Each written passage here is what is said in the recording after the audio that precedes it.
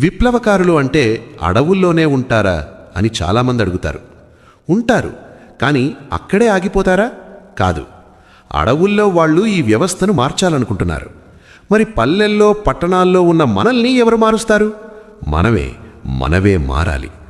ఎలా మారాలి అంటారా? అయితే వినండి. సమూలంగా వ్యవస్థను కూల్చకపోయినా వ్యవస్థను మార్చేవాళ్లకు ఉపయోగపడేవాళ్లు కూడా విప్లవకారులే.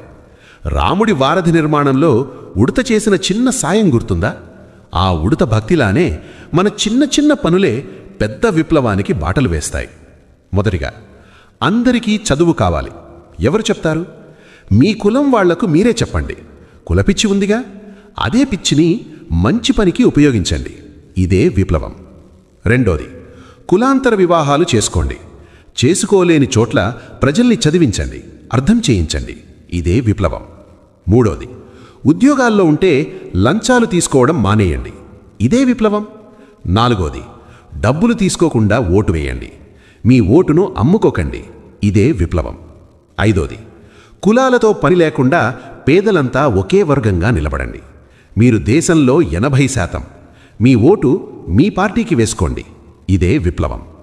ఆరవది, మీరు పనిచేస్తున్న డిపార్ట్మెంట్లో తప్పులు కనిపిస్తే మీరు మౌనంగా ఉండకండి. తప్పు చేసిన వాళ్లను నిలదీయండి. ఇతరుల్ని విమర్శించడమే కాదు, మీ మీద మీరే ఆత్మవిమర్శ చేసుకోండి. ఇదే విప్లవం.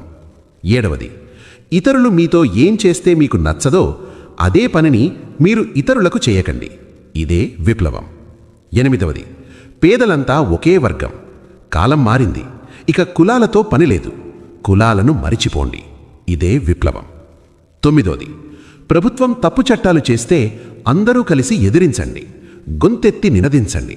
మన దగ్గర మేధావులున్నారు, కవులు, కళాకారులున్నారు, నిజాయితీగల ఉద్యోగస్తులున్నారు, సైంటిస్టులున్నారు.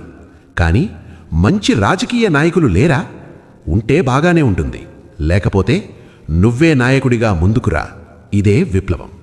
పదోది, నిజాయితీగా ఉండు, అబద్ధాలు చెప్పకు, చెడును ధైర్యంగా ఎదిరించు. ఇలా ఉండేలా ప్రజల్ని చైతన్యవంతుల్ని చెయ్యి. ఇదే విప్లవం. విప్లవకారుల చేతిలో తుపాకీ ఉంటుంది, కవుల చేతిలో పెన్నుంటుంది. కానీ మీ చేతిలో ఉన్నది మనుషుల బలం, మ్యాన్ పవర్. మీరందరూ దేశాన్ని సక్రమ మార్గంలో నడిపించే విప్లవకారులే. పదండి ముందుకు, పదండి తోసుకు. దేశం ఎందుకు బాగుపడదో నేను చూస్తాను కాదు, దేశం బాగుపడేలా మనం చేస్తాం. ఈ ఆలోచనలను మనకందించిన కవి ఐడియాల అప్పారావు గారు, హైదరాబాద్. ఇలాంటి ఆలోచనలు, ఇలాంటి విప్లవాత్మక భావనలు మరిన్ని వినాలంటే నా యూట్యూబ్ ఛానల్ను సబ్స్క్రైబ్ చేయండి.